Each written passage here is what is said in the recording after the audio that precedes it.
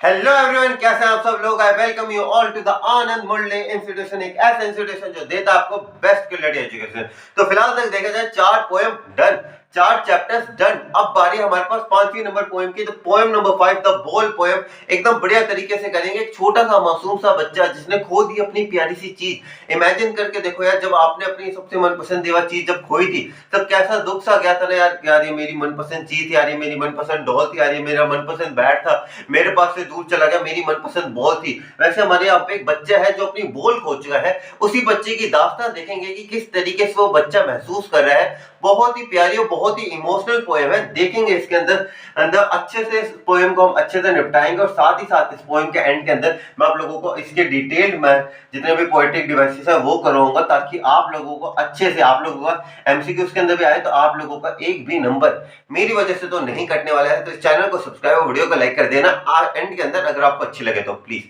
कर देना, ठीक है। Let's go the poem number 5 the ball poem. Okay, अब ये द बॉल पोएम है हमारे पास। ये जो टाइटल है ये अपने आप को सिग्निफाई कर रहा है कि यहाँ पे एक मासूम सा बच्चा जिसने अपनी बॉल खो चुका है और उसका जो दुख है, तो इसलिए हमने यहाँ पे क्या द बॉल पोएम। ये इस बॉल के बारे में पोएम है जिसने एक बच्चे को सिखाया है क्या, जब आपकी पहली बार आपके पास से कोई चीज दूर हो जाती है तो आप अपनी सिचुएशंस को कैसे हैंडल करते हो, वो चीज हमने इस पोएम के अंदर हम सीखेंगे। ओके, तो सबसे पहले आ जाता है स्टैंजा नंबर 1, सिचुएशन। समझो यार सिचुएशन क्या चल रही है।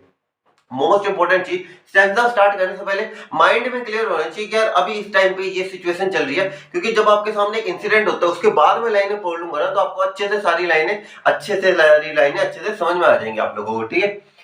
अब देखते हैं आगे। अब स्टैंजा नंबर 1 देखो, तो स्टैंजा नंबर 1 की पहले की थोड़ी बैक स्टोरी बता देता हूँ। मान एक बच्चा है, मान लो एक बच्चा है जो यहाँ पे खेल रहा है। एक डायग्राम बना देते हैं। मान लो यहाँ पे एक बच्चा है, ठीक है, ये एक बच्चा है, यहाँ पे वो खेल रहा है, ठीक है। यहाँ पे एक नदी बह रही है, ठीक है, दिस इज द नदी, और यहाँ पे एक ब्रिज है, ठीक है। तो यहाँ पे बच्चा जो है वो अपनी बॉल के साथ खेल रहा है। तो क्या हुआ, अचानक से बॉल बाउंस कर रहा था, बॉल के साथ बाउंस कर रहा था। वो बॉल बाउंस करते करते क्या हुई, इस बच्चे के पास से छूट गई। वो बॉल बाउंस करते करते करते करते यहाँ पे जो ब्रिज के पास आई और ब्रिज के पास आके ये नदी में आई और नदी के अंदर बह के चलेगी। अब इस पोएट इसे किस तरीके से इंडिकेट करते हैं, वो पोएट वहां पे खड़ा है और सारी चीजें देख रहा है और फिर आपको बताएगा। अब आपको पोएम बड़ी अच्छे से समझ में आएगी। देखिए, what is the boy now. What का मतलब हम क्या कहते हैं, व्हाट मींस क्या, क्या हुआ उस बच्चे के साथ यार। What happened to the boy, क्या हुआ उस बच्चे के साथ। What happened to the boy now, कौन सा बच्चा, who has lost his boy, क्या हुआ उस बच्चे के साथ जिसने अपनी बॉल को खो दिया है। What happened to the boy who has lost his boy. What, क्या क्या हुआ उसके साथ, what he is to do now. अब वो क्या करेगा बच्चा। अब यहाँ पे हम थोड़े इमेजिनेशन आप अगर स्ट्रॉन्ग करो, देखो पोएम के अंदर इमेजिनेशन स्ट्रॉन्ग करनी बहुत ज्यादा जरूरी है, तभी आपको अभी लॉन्ग टर्म के अंदर अगर बेनिफिट चाहिए तो इमेजिनेशन स्ट्रॉन्ग करो। तो यहाँ पे पोएट आके कहते हैं कि क्या हुआ उस बच्चे के साथ जिसने अपनी बॉल खो दी। अब वो बच्चा क्या करेगा जिसने अपनी बॉल खो चुकी है। What is the boy now who has lost his ball, क्या हुआ उस बच्चे के साथ जिस बच्चे ने अपनी बॉल को खो चुका है। क्या क्या क्या होगा उस बच्चे के साथ, what is to do now. अब वो बच्चा क्या करेगा। अब यहाँ पे पोएट एंट्री होती है। आई यहाँ पे किसे रेफर कर रहे हैं, हमारे पोएट साहब को, ठीक है। तो पोएट कहते हैं आई सो इट गो, मैंने देखा इट। इट यहाँ पे किसे रेफर कर रहा है, हमारी बॉल को। तो पोएट कहते हैं कि मैंने देखा है उस बॉल को जाते हुए, मैंने देखा उस बॉल को जाते हुए। Okay, I so it go, मैंने देखा उस बॉल को जाते हुए मैरीली। मैरीली का क्या मतलब होता है, happily. What do you mean by the word merrily. Merrily का वर्ड का मतलब होता है हैप्पीली, ठीक है, मैरीली हैप्पी। अब एक चीज बताओ यार, बॉल लिविंग है या नॉन लिविंग है। बॉल तो सर नॉन लिविंग है, तो मैरीली तो बॉल क्या हैप्पी हो सकती है। तो यहाँ पे कौन सा आ गया, पर्सोनिफिकेशन आ गया। लास्ट में करवाऊंगा, लेकिन इन बिटवीन द चैप्टर भी है ना, ताकि आप लोगों को थोड़ा इंटरेस्ट बना रहे कि लिटरेरी डिवाइसेस भी बहुत ज्यादा इंपॉर्टेंट होते हैं यार, 3-4 नंबर में आते हैं सीबीएसई बोर्ड के अंदर, ठीक है। तो वो कहते हैं आई सो इट गो, मैंने उससे जाते हुए देखा। मैरीली मतलब happily merrily means happily bouncing down the street. वो जो बॉल थी वो बाउंस करते करते स्ट्रीट के नीचे गई और मैरीली वापस खुशी से, अपनी खुशी से over there in the water, और वहां पे जो नदी सी बह रही थी उसी नदी के अंदर आई वो बॉल, और फिर वो बहा के वो जो नदी थी उस बॉल को अपने साथ बहा के लेके चली गई, ठीक है। एक बार क्विक रिवीजन करवा दो फर्स्ट स्टैंजा की। क्या, अब मैं थोड़े हिंदी में बोलूंगा तो आपको समझ आ जाएगा। व्हाट का मतलब क्या, क्या हुआ उस बॉय के साथ जिसने अपनी बॉल को खो दिया। Who has lost his ball, क्या अब क्या करेगा वो लड़का। What is to do now, अब वो क्या करेगा। अब पोएट का एंट्री होती है। पोएट कहता है मैंने देखा है, आई सो इट गो, मैंने देखा है उस बॉल को जाते हुए। किस तरीके से गई बॉल, पहले बाउंस करते करते नीचे आई down the street, merrily bouncing down the street. उसके बाद क्या हुआ, बाउंस करते करते नदी में गई, merrily over there in the water, और पानी के अंदर वो बह के चली गई, ठीक है। अब इसका थोड़ा एक बार स्टैंजा वाइज देख लेते हैं, तो आपको आपको आंसर फ्रेमिंग के अंदर बहुत ज्यादा मदद मिलती है स्टैंजा वाइज एक्सप्लेनेशन से। देखिए, the poet is talking about a boy who has lost his ball. The poet है हमारे, बात कर रहे हैं एक ऐसे लड़के के बारे में जिसने खो चुके हैं अपनी ball. He wants to know about him and his reactions. वो जानना चाहते हैं कि अब ये बच्चा कैसे डील करेगा। यार, छोटा सा बच्चा, जीवन में पहली बार इस बच्चे ने अपनी कोई चीज उससे अलग हुई है, एक चीज जिससे उसका इमोशनल अटैचमेंट है, पहली बार हो गया। कैसे वो इस लॉस को बियर आउट करेगा, कैसे सहेगा वो इस लॉस को, ये जानने का था पोएट को। Because he has lost his ball, अपनी बॉल को वो खो चुका है। Further he asked to himself that what this boy will do after losing his ball. बाद में वो सोचते हैं ये लड़का क्या करेगा। अब सोचने वाली बात है, अब ये लड़का क्या करेगा यार, इसकी तो सबसे एक प्यारी चीज जो थी इसके पास से तो चली गई, अब ये लड़का क्या करेगा। Okay, the poet has seen the ball going away from the boy. और जो पोएट था वो तो साक्षी था, उसने तो सारी चीजें अच्छे से देखी थी कि हाँ ये बॉल ऐसे ऐसे गई, पानी के अंदर गई, फिर बह के चली गई, सारी चीजें उस पोएट ने देखी थी। He says that the boy was cheerfully jumping up and down in the street. This means that when the ball skipped from the boy's hand, it went into the street and later on it went into the nearby river। और वहां पे वो बह के चली गई। ठीक है, first stanza complete. I hope आप लोगों को समझ में आ रहा होगा, कोई भी दिक्कत नहीं आ रही होगी आप लोगों को। ठीक है, अब ऐसी सिचुएशन में सोच के देखो, अब वो बच्चा है, उसकी बॉल चली गई, तो वहां पे अगर कोई बच्चा रो रहा था तो हम क्या कहते हैं, क्या अगर मान लो कोई बच्चा वो कहते हैं कि मेरे क्या नाम लेते हैं, जैसे कोई भी चीज मान लो कि हाँ, जैसे मान लो कि बच्चा है, उसके जूते फट गए तो वो वहां पे रो रहा है, तो आसपास के लोग आके क्या कहेंगे, कोई बात नहीं बेटा, दूसरे जूते आ जाएंगे, कोई बात नहीं, ये बोलेंगे ना, दूसरे जूते आ जाएंगे, आ जाएंगे। ठीक है, ऐसे। अब यहाँ पे थोड़े से बॉय के साथ इंडिकेशन देखो, बच्चा परेशान है, कोई आके क्या कहेगा, अरे कोई बात नहीं बेटा, दूसरी बॉल आ जाएगी। अब बच्चा क्या समझेगा, अरे भैया बॉल तो दूसरी आ जाएगी, क्या उस बॉल के साथ जो मेरी फीलिंग्स थी क्या वो वापस आएंगी, वो तो चली गई, उस वहां मेरी जो फीलिंग्स थी उस बॉल के साथ वो तो चली गई। अब इसे थोड़ा रियल लाइफ में थोड़ा इंडिकेशन दो, तो यानी कि आप इसे कह सकते हो द योर लव्ड वंस, आपकी जो लव्ड वंस है वो आपके पास से जब चले जाते हैं तो उनके साथ साथ आपके साथ जो उनकी यादें होती है ना, उनके साथ साथ चली जाती है। ठीक है, यहाँ पे जो पोएट है ये इसी को बच्चे के थ्रू एक इंडिकेशन देना चाहता है, the losing of your loved ones from you, तो उसकी क्या फीलिंग होती है वो यहाँ पे बताना चाहते हैं। स्टार्ट करते हैं स्टैंजा नंबर 2 को। ठीक है, ऐसे ही सिनेरियो था। ठीक है, ये हार्बर यानी कि एक ब्रिज था जिसके अंदर से हमारी ये जो बॉल थी वो यहाँ पे बह के चली गई। ठीक है, नो यूज टू से ओ देयर आर अदर बॉल्स, कोई जरूरत नहीं है ऐसे कहने की अरे बेटा कोई बात नहीं और भी बॉल्स है वहां पे, oh there are other balls and ultimate seeking grief, यानी कि ग्रीफ का मतलब होता है सैडनेस, फिक्सेस द बॉय। अब वो जो बच्चा था वो क्या हो गया था, शॉक स्ट्रिकन हो गया था। अब वो बच्चा ऐसा था कि अब उसे बहुत ज्यादा दुख था, यानी कि ऐसा होता है ना काफी बार हमारे साथ भी, हम इतना ज्यादा इमोशनल हो जाते हैं हमारे पास बोला नहीं जाता, तो वो बच्चा भी क्या था, फिक्स हो गया था, एकदम स्टैचू की तरह हो गया था कि उसे समझ में नहीं आ रहा क्या हो रहा था, क्योंकि उसकी आंखों के सामने उसकी बॉल जा रही थी और वो कुछ भी नहीं कर सकता था। Okay, and ultimate shaking means ऐसे shaking grief, sadness fixes the boy, वो बच्चा एकदम ऐसे हो गया, यानी कि वो वहां पे खड़ा था, वो ऐसे कांप रहा था और वो बॉल को देख रहा था। क्यों कांप रहा था, क्योंकि उसके मन में कोई उसे डांटने वाला नहीं था, लेकिन क्योंकि बॉल थी वो ज्यादा बच पैसों की भी नहीं थी, लेकिन उसकी जो इमोशनल यादें थी वो उसके पास से जब जा रही थी ना, तो उसे इतना दुख हो रहा था कि वो वहां पे क्या था, कांप रहा था एक तरीके से। ठीक है, एंड अल्टीमेट शेकिंग ग्रीफ यानी कि सैडनेस फिक्सेस द बॉय, उस बच्चे के ऊपर अटैक सी करती है उसकी सैडनेस। ऐसी स्टैंड रिजिड, वो एकदम एक जगह पे खड़ा हो जाता है। ट्रेवलिंग मींस शेक कर रहा था, ऐसे शेक कर रहा था। ओके, उसकी बॉडी जो थी वो स्टेक कर रही थी। एंड स्टेयरिंग मींस देख रहा था, वो घूर रहा था। Okay, steering means looking down, यानी कि वो क्या कर रहा था, डाउन देख रहा था। क्यों डाउन देख रहा है, नीचे क्यों देख रहा था, ताकि वो अपनी बॉल को देख रहा था, वो आगे जा रही थी। ठीक है, मान लो यहाँ पे वो बच्चा खड़ा है और वो बच्चा क्या है, उस पुल के ऊपर ऐसे खड़ा है। ठीक है, वो एकदम फिक्स्ड है, वो एकदम दुखी आ रहा है, उसकी बॉडी जो वो ऐसे सेवर सी कर रही है, उसकी बॉडी जो वैसे शेक सी कर रही है, और वो सिर्फ बॉल को जाते हुए देख रहा है, क्योंकि उसके अलावा उसके पास और कोई जा रहा ही नहीं है, वो बॉल को बचा नहीं सकता इस टाइम पे। All his young days into the harbour, all his young days, यहाँ पे यंग डेज को हम किससे रेफर कर रहे हैं गाइस, यहाँ पे सॉरी एक सेकंड को, हाँ यहाँ पे यंग डेज रेफर कर रहा है हमारी मेमोरीज को।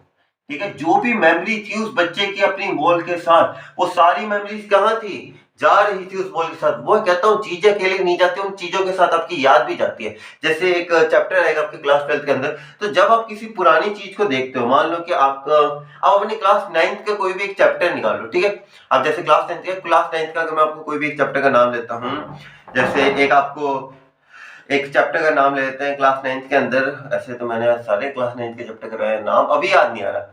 क्लास 9th का चैप्टर मान लो आप, एक सेकंड दो अभी बता देता हूँ, अभी मुझे याद बहुत सारे हैं चैप्टर्स। क्लास 9th के अंदर आपका एक चैप्टर आया था, कौन सा चैप्टर था? हाँ, एक वो रोबोट वाला चैप्टर आया था, ठीक है। आई गेस क्या नाम था, इफ वी वर यू, ऐसे था कुछ चैप्टर, मुझे अभी नाम करेक्टली याद नहीं आ रहा है, एक सेकंड रुको। अब तो मैं एक बार बता के तो जाएंगे अपने सीबीएसई क्लास 9 के ऊपर देखें, बिहाइव का, और उसके ऊपर, हाँ, द फन दे हैड। अब जैसे हमने नाम लेता हूँ सडनली मैं इसका, हाँ, अब मैं जैसे सडनली नाम लेता हूँ एक पोएम का, जैसे क्या नाम लेते हैं, द फन दे हैड। अब फन दे हैड के आपको अपनी क्लास के एक्सपीरियंस याद आ जाएगा, अरे यार हम सब लोग क्लास में बैठे होते थे, उस क्लास के अंदर हम लोग क्या नाम लेते हैं कि मैम ने किस तरीके से चैप्टर एक्सप्लेन किया था। वो मेमोरीज आपके दिमाग में क्यों आई? जैसे आप फन दे हैड की बुक देखोगे, क्यों? क्योंकि वो मेमोरी आपकी उस बुक्स के अंदर स्टोर थी, जैसे आपने उसके आपके जो भी रेफरेंसेस थे, जो भी आइडिया थे, वो आपके सबके दिमाग में आ गए थे अचानक से कि अरे हाँ, इस तरीके से था, वन दे हैड के अंदर हमारे टीचर ने ऐसे। लेकिन अगर मान लो मैं बुक ही वो आपसे छीन लो और आपको भी उस बुक से वापस देखो ही ना, क्या आपको वो सारी चीजें याद आएंगी? क्योंकि चीजें ही तो हमारी यादों को याद रखती हैं, ठीक है। ऑल हिज यंग डेज, यानी कि उसकी जितनी मेमोरीज थी वो सारी जा रही थी कहाँ? हार्बर। हार्बर मतलब ये जो ब्रिज है, पोर्ट है, वहां से वो क्या कर रही थी? आगे जा रही थी। एंड हिज बॉल वेंट, और उसकी बॉल भी उसके साथ साथ आगे जा रही थी। आई वुड नॉट इंक्लूड, यानी कि अब मैं घुसपैठ, यानी कि अब मैं वापस, अब जाके बच्चे को मैं संभालूंगा नहीं, और कोई बात नहीं बच्चा, तेरी बॉल गुम होगी, और भी बॉल है, मैं उससे जाके संभालूंगा नहीं। पोएट कह रहे हैं मैं जाके संभालूंगा नहीं। I will not include on him, यानी कि मैं उस बच्चे को जाके नहीं संभालने वाला। अ डेम, और डिम यहाँ पे डाइम का मतलब एक करेंसी है, 10 सेंट यूएस करेंसी के, यानी कि जो बॉल थी वो 10 सेंट की थी, ज्यादा बड़ी बॉल नहीं थी। Okay, another ball is worthless, यानी कि वो कह रहे हैं कि अगर मैं उस बच्चे को कहूंगा कि बेटा कोई बात नहीं, 10 रुपए की, यहाँ पे 10 सेंट मान लो, 10 रुपए की, 10 रुपए की एक और बॉल आ जाएगी, उसके साथ खेल लेना, कोई बात नहीं। अगर मैं ये बात बोलूंगा ना उस बच्चे के लिए, उस बच्चे को ज्यादा असर नहीं पड़ेगा। क्यों? क्योंकि वो बॉल जो है, बॉल तो आ जाएगी दूसरी, लेकिन वो यादें है ना, वो यादें नहीं आएंगी, ठीक है। Is worthless, now he senses his first responsibility, और अब उसे अपनी जिम्मेदारियों का एहसास हो जाता है। रिस्पांसिबिलिटी मींस जिम्मेदारी। अब उस बच्चे को जिम्मेदारी का एहसास होता है, यार बॉल चलेगी, जिम्मेदारी। अब बच्चे को पता चल रहा है कि यार ये मेरी जिम्मेदारी थी, ये बॉल, ये चीजें मेरे पास, ये चीजें मुझे बिलोंग करती थी, और मैंने मेरी चीज को, मेरी केयरलेस कारण के कारण मैंने इन चीजों को खो दिए। मेरी सारी मेमोरीज अब उन बॉल्स के साथ आगे बह चुकी हैं, अब मैं उन मेमोरीज को याद नहीं कर सकता। एक बार डिटेल एक्सप्लेनेशन देख लेते हैं, क्या कहते हैं हमारे पास। The poet says that there is no benefit of consoling the boy by saying that he will get another ball because he has other balls too, यानी कि ये जरूरत नहीं है कि बॉल ले लो, कोई बात नहीं बच्चा, तो जो दूसरी बॉल मिल जाएगी, कोई जरूरत नहीं ऐसी चीजें कहने का। He says so because the boy is feeling very sad, कि बच्चे को बहुत बुरा लग रहा है। क्यों बुरा लग रहा है यार? बॉल गई, मेरी यादें भी गई हैं उनके साथ, because all his memories of childhood days went down the harbor with the ball, यानी कि उस पुल के नीचे से सारी की सारी यादें भी खत्म होती जा रही हैं। And the poet says that the boy is very sad as the ball which has gone into the water remind him of those sweet memories of the time when he owned it, यानी कि बच्चे के दिमाग के अंदर कितनी सारी खूबसूरत मेमोरीज होगी, उसके क्या पता पेरेंट्स ने उसे गिफ्ट करी हो, किस तरीके से वो खेलता था अपने दोस्तों के साथ उस बॉल के साथ, कैसे उसका मजा आता था उस बॉल्स के साथ। कभी और होता है कि जैसे मैं मेरा पर्सनल एक्सपीरियंस बताऊं, मुझे मेरा जो क्रिकेट का बैट है ना, मैंने आज भी संभाल के रखा, मुझे बहुत ज्यादा प्यारा है, भले वो आधा टूट फूट चुका, लेकिन वो जो बैट था ना, मैं जब भी बैटिंग करने जाता था ना कभी भी, तो मैं उस बैट को बोलता था कि बैट यार एक बार मुझे सिक्स दिलवा दे, मतलब इस तरीके से बच्चों में बचपना होता ही है, तो मैं कहता था सिक्स करवा दे। और वो मतलब इतना प्यारा था ना मेरा बैट, वो मुझे इतने ज्यादा इमोशनल है ना उस बैट के साथ, कि मुझे जैसे मेरा बैट में आता है ना, हाँ देखता हूँ मुझे सारी चीजें याद आ जाती हैं कि हाँ इस तरीके से होता है, इस तरीके से होता था। लेकिन मान लो अगर आज वो बैट ना हो, तो मुझे वो सारी चीजें याद आएंगी। मैं आपको रेफरेंस भी देता मेरे बैट का, लेकिन अब मुझे दिखता है, मेरे पास ही पड़ा रहता है मेरा बैट, तो मुझे दिखता है कि हाँ यार सारी यादें याद आ जाती हैं। This loss is unbearable, unbearable मतलब सहने, मतलब सहन भी नहीं कर सकते, इतना खतरनाक दर्द होता है ये। ओके, फॉर हम, जैसे हमारे लिए अगर आप इसे कोई चीज से ना इंडिकेट करो, तो आप इसे अपने पेरेंट्स से इंडिकेट कर सकते हैं। अगर आपके पेरेंट्स आपके से दूर चले जाए, फिर ग्रीफ स्टिकन हो जाओगे ना, वैसे एक प्यारी सी चीज यहाँ पे आप समझ सकते हैं, ठीक है। And he is grief स्टिकन, grief स्टिकन means वो अभी शॉक्स, मतलब स्टिकन मींस एकदम भरा हुआ है, दुख से भरा हुआ है वो। Okay, the poet says that he can not even tell the boy to take some money for from him in order to buy another ball, यानी कि वो ये भी नहीं कह रहा कि मेरे पास से 10 रुपए ले ले दूसरी बॉल आ, ना भैया ना। He says so because the new ball will not bring the sense of belongingness to the boy, यानी कि वो यादें तो नहीं दिलवा पाएंगे ना बॉल। बॉल से तो कोई बात नहीं, बॉल तो हजारों आ जाएंगे, लेकिन क्या वो बॉल जिसके साथ यादें थी वो वापस आ जाएंगी? यादें वापस नहीं आती। Further the poet says that the time has come for the boy to learn the responsibility of taking care of his thing, यानी कि अपनी अब केयरलेस वाली बातों को भूल जाओ बॉस, अब चीजों की केयर करने के बारे में सोचो, चीजों को संभालो, कि तुम्हारी जिम्मेदारियां थी, इन सारी चीजों को समझो, अपनी जिम्मेदारियों को समझो।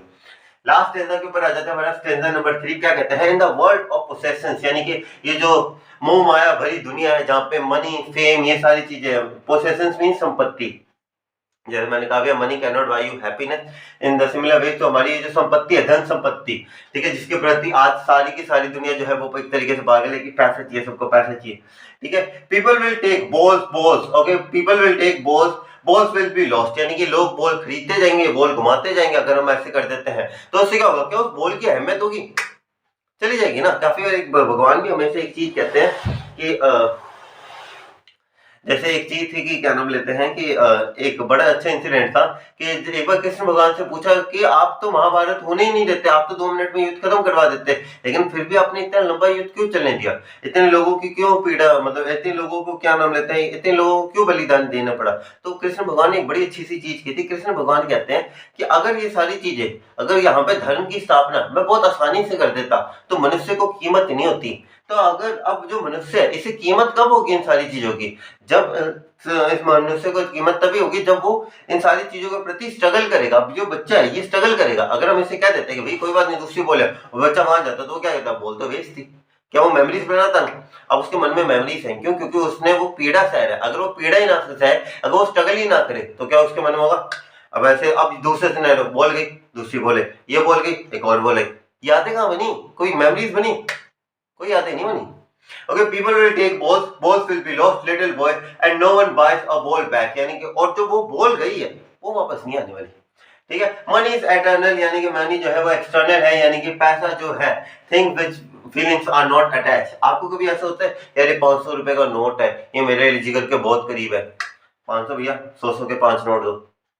पैसा है, पैसा एक्चुअल में बताओ ना, जो मनी नोट्स है ना ये अमर है, ये आपके पास। अब देखो आपने जैसे मान लो आपने एटीएम से 10 रुपए का नोट निकाला, वो आगे ट्रांसफर होता जाएगा, ट्रांसफर होता जाएगा, पैसे के प्रति लगाव होता है यार, 10 रुपए ना चले जाए मेरे पास से, ऐसा होता है, नहीं होता।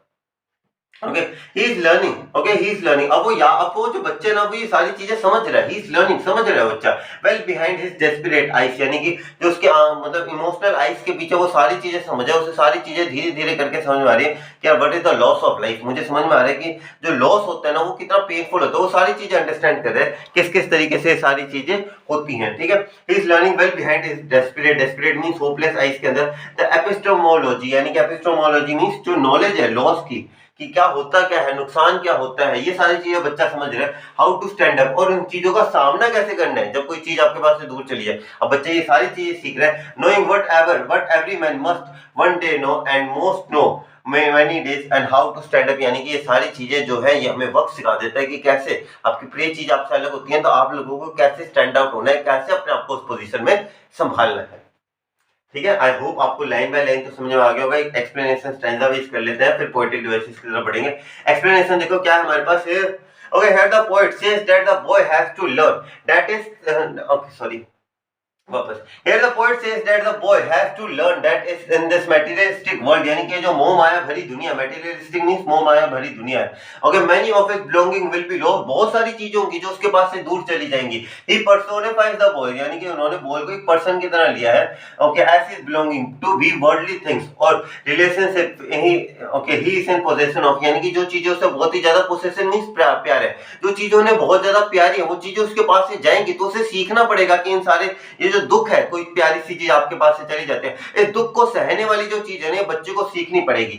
सो he says that he has to learn to live without them no matter what, यानी कि कुछ भी हो जाए बच्चे को सीखना पड़ेगा कि हमें ऐसी सिचुएशंस के अंदर कैसे हैंडल आउट करना है। He says no one can buy back such okay no one can buy back such things for him, कोई भी उसे वापस ये चीजें लाके नहीं दे सकता। The poet said so because according to him money can not buy you everything, money can not buy you everything, यार मनी सारी चीजें आपको नहीं दे सकती। If it does not buy you some materialistic things still it will not be able to buy the sense of belongingness, यानी कि आप पैसे से जो मर्जी चीजें खरीद सकते हो लेकिन रिश्ते नहीं खरीद सकते, भावनाओं को नहीं खरीद सकते पैसों से। He says that the boy is learning how to stand up against the senses of lost thing, यानी कि बच्चे को सीखना पड़ेगा कि अगर उसके पास कोई चीज है, उसकी प्रिय चीज है, वो उससे दूर चली जाती है तो उस दुख को कैसे सहन करे ये बच्चे को सीखना पड़ेगा। This means that the boy is trying to learn the real truth of life, which states that you have to accept the mysteries mean जो भी लाइफ की परेशानियां उन्हें आपको सहना पड़ेगा एंड स्टैंड अप अगेन, यानी कि फिर से खड़ा होना पड़ेगा। लाइफ में बहुत तकलीफें आएंगी आप लोगों पर, फिर से करो, फिर से लड़ो उन तकलीफों के प्रति। Okay, this is the truth which everyone has to learn in his or her life. हर एक व्यक्ति को अपने जीवन के अंदर ये सच्चाइयों को से लड़ना पड़ता है। This harsh truth of standing up against the old mysteries of life that everyone has to bear. जितने भी परेशानियां हमारी लाइफ की है उन सब से हम सब लोगों को लड़ना होगा, और इसी लड़ाई के अंदर हम सबको सीखना पड़ेगा कि कैसे गिरते हैं हम बहुत बार, ठीक है, लेकिन हमें फिर से क्या होगा, खड़ा होना पड़ेगा, ठीक है। Let's move on to the poetic devices. जल्दी से सारे पोएटिक डिवाइसेस करवा देता हूँ। राइम स्कीम क्या है? There is no rhyme scheme. क्या बात है? Okay, there is no rhyme scheme. एक चीज बताऊं आप लोगों को, राइम स्कीम जब नहीं होती है ना तब जानबूझ के एग्जामिनर पूछते हैं what is the rhyme scheme of the boy poem. अब बच्चा सोचेगा क्या होगी, A B A B A B B C. No rhyme scheme, ठीक है। जिनकी नहीं होती ना उनके तो खास कर पूछते हैं, ठीक है। तो ये अच्छे से याद रखना है, ठीक है। सिंबोलिज्म, सिंबोलिज्म मींस कोई एक पर्टिकुलर चीज किसी और चीज को सिग्निफाई कर रही है। जैसे यहाँ पे हमने बॉल का भी देखा, बॉल किसे सिग्निफाई कर रहे हैं, हमारे ह्यूमन इमोशंस को भी सिग्निफाई कर रहे हैं, सेंस ऑफ बिलोंगिंगनेस, इन सारी चीजों को सिग्निफाई कर रहे हैं। And the use of the symbols to get the signify the idea of giving them, यानी कि सिंबॉलिक मीनिंग की जैसे यहाँ पे जो बॉल है उसे हमने बॉय की जो पास्ट मेमोरीज थी इन सब के लिए यूज किया। The loss of the boy is symbolic to the loss of boy's innocence, यानी कि जो बॉय की जितनी भी फीलिंग्स है ना, बिलोंगिंगनेस, उनके प्रति हमने सिंबोलिज्म को यूज किया है। आगे देखते हैं, तीसरा आ जाता है हमारे पास metaphor. Metaphor is the comparison of two things without the use of like and as. अगर लाइक और एस का इस्तेमाल करते हैं तो वो क्या बन जाता है, तो वो सिमिली बन जाता है, लेकिन यहाँ पे मेटाफर है, ठीक है। जैसे all his young days in the harbour where his ball went. अब यहाँ पे ऑल हिज यंग डेज, यहाँ पे यंग डेज जो है ये किससे रेफर कर रहे हैं, ये किससे कंपेयर हो रहे हैं, यंग डेज। ये यंग डेज रेफर हो रहे हैं उसकी बचपन की यादों से, ठीक है। The poet uses a metaphor to draw the comparison of the lost ball and the loss of boy's childhood, ठीक है। बॉल भी लॉस्ट होगी और यहाँ पे कंपैरिजन किसके बीच में हो गया, लॉस्ट बॉल और लॉस्ट बॉय के चाइल्डहुड के बीच में, ठीक है। एलिट्रेशन आप सब लोगों को बहुत ही ज्यादा रिपीटेड है एलिट्रेशन। तो एलिट्रेशन क्या होता है, सेम साउंड का आना। जैसे ऐसे यहाँ पे in the poem the face what यहाँ पे W, by the ball back B. यहाँ पे अगर आप देखोगे यहाँ पे डब्ल्यू की साउंड, बी की साउंड यहाँ पे क्या प्रोमिनेंट है, ठीक है, बार बार सुनाई दे रही है। रिपीटेशन कोई भी वर्ड्स का बार बार आना, जैसे वट बहुत बार आया, वट आया था एक बार, ठीक है। और द पोएट बॉल को बहुत सारी जगह इस्तेमाल किया है बॉल को, ठीक है। यहाँ पे वट कहाँ, ये रहा वट भी रिपीट हुआ है, ठीक है। एंजाइममेंट का तो मतलब आप लोगों को पता ही होगा, एक लाइन से दूसरी लाइन के ऊपर जंप करना, okay, without using any punctuation marks, वो हर जगह होता है, ठीक है। Let's move on to the seventh आता है आपके पास ट्रांसफर एपिटाइट। ये बहुत ज्यादा इंपॉर्टेंट है बॉस। क्या होता है देखो, this poetic device is used when an emotion is attributed to a non living thing, यानी कि कोई नॉन लिविंग थिंग को हम क्या नाम लेते हैं, उससे कुछ इमोशंस को जोड़ देते हैं after being displaced from a person. जो पर्सन से वो अलग हो जाती है। जैसे हमने बॉल को देखा कि जो बॉल थी वो क्या हो रही थी, अलग हो रही थी उस टाइम के ऊपर। अब यहाँ पे देखा आपको एक याद आएगा, एक डेस्परेट आइस, ठीक है, एक वर्ड था इसके अंदर, ठीक है। जैसे डेस्परेट आइस के बारे में इन्होंने बात करी है। It is not that the eyes of the boy are sad but the boy itself is sad, that is his eyes are expressing his emotion on his face, यानी कि कोई अलग सी चीज, कोई दूसरी चीज को रिप्रेजेंट करे। उसके आइज किसको रिप्रेजेंट कर रहे हैं, उसके इमोशंस को, ठीक है। ये सारे आपके थे, आपके सारे पोएटिक डिवाइसेस। आई होप आप लोगों को अच्छे से सारी चीजें अच्छे से समझ में आई होंगी। अगर अच्छे से आई है तो चैनल को सब्सक्राइब, वीडियो को लाइक कर दीजिएगा। ओके गाइस, जय हिंद। और मैं मिलूंगा आपसे अगले वीडियो के लिए, तब तक के लिए जय हिंद गाइस। और प्लीज हमारे जल्दी से 1000 सब्सक्राइबर पूरे करवा दिया। ओके, जय हिंद।